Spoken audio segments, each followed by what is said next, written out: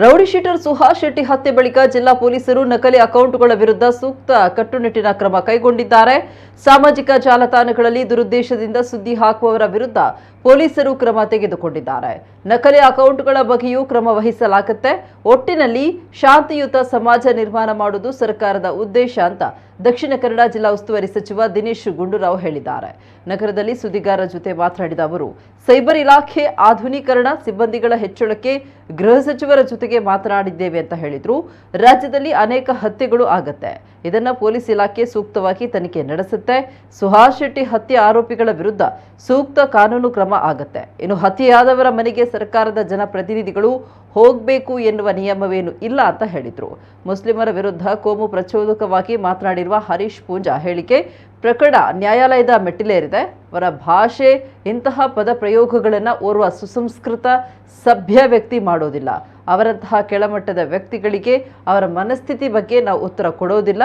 ಅವರ ವ್ಯಕ್ತಿತ್ವಕ್ಕೆ ಅವರ ಮಾತುಗಳೇ ಕೈಗನ್ನಡಿಯಾಗಿದೆ. ಅವರಲ್ಲಿ ನಾಗರಿಕತೆ ಇಲ್ಲವಾಗಿದೆ ಅಂತ ಹೇಳಿದರು. ಸುಹಾಸ್ ಶೆಟ್ಟಿ ಪ್ರಕರಣವನ್ನು ಎನ್ಐಎಗೆ ಕೊಡುವ ಅಗತ್ಯ ಇಲ್ಲ.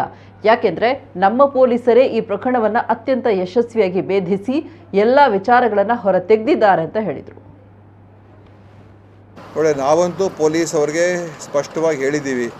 ಸೋಷಿಯಲ್ ಮೀಡಿಯಾದಲ್ಲಿ ತಪ್ಪು ಸುದ್ದಿಗಳನ್ನು ಮತ್ತು ಉದ್ರೇಕವಾದಂಥ ವಿಷಯಗಳನ್ನು ದುರುದ್ದೇಶದಿಂದ ಹಾಕ್ತಕ್ಕಂಥದ್ದಕ್ಕೆ ಕ್ರಮ ತಗೊಳ್ಬೇಕು ಅಂತ ಅವರು ಸಾಕಷ್ಟು ಪ್ರಕರಣಗಳನ್ನ ದಾಖಲೆ ಮಾಡಿದ್ದೀವಿ ಅಂತ ಹೇಳ್ತಾ ಇದ್ದಾರೆ ಮತ್ತು ಮಾಡಿದ್ದಾರೆ.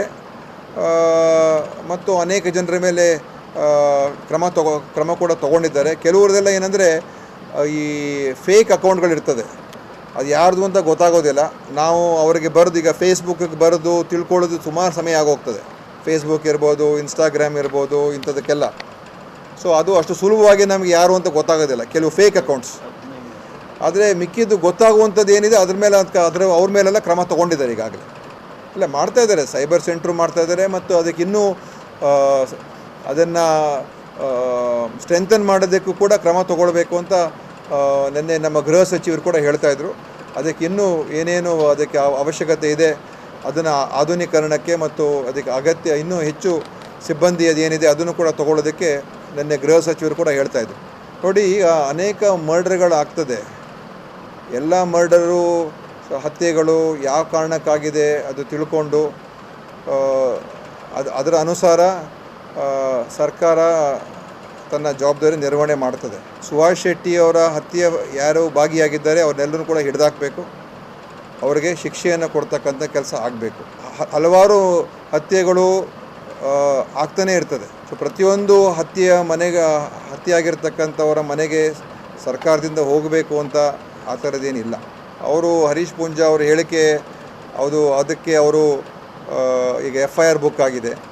ಅವರು ನ್ಯಾಯಾಲಯಕ್ಕೆ ಹೋದರು, ಅವ್ರಿಗೇನು ಅದರ ಸ್ಟೇ ಸಿಕ್ಕಲಿಲ್ಲ. ಮುಂದಿನ ಕಾನೂನು ಕ್ರಮ ಏನಾಗಬೇಕು ಅದು ಆಗಬೇಕಾಗ್ತದೆ. ಆದರೆ ಯಾವ ಭಾಷೆಯ ಪದವನ್ನು ಅವರು ಉಪಯೋಗಿಸಿದ್ರು ಖಂಡಿತವಾಗಿಯೂ ಯಾವುದೇ ಒಬ್ಬ ಸಂಸ್ಕೃತಿ ಇರುವಂಥ ವ್ಯಕ್ತಿ ಅದನ್ನು ಉಪಯೋಗಿಸ್ತಾ ಇರಲಿಲ್ಲ. ಮತ್ತು ವೈಯಕ್ತಿಕ ಟೀಕೆಗಳು ಕೂಡ ಮಾಡಿದ್ದಾರೆ.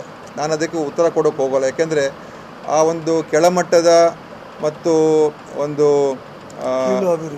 ಅವರ ಕೀಳು ಅಭಿರುಚಿ ಮತ್ತು ಅವರ ಮನಸ್ಥಿತಿ, ಅದಕ್ಕೆ ನಾವು ಪ್ರತ್ಯುತ್ತರ ಕೊಡುವ ಅವಶ್ಯಕತೆ ಇಲ್ಲ ಅಂತ ನಾನು ಅಂದ್ಕೊಂಡಿದ್ದೀನಿ.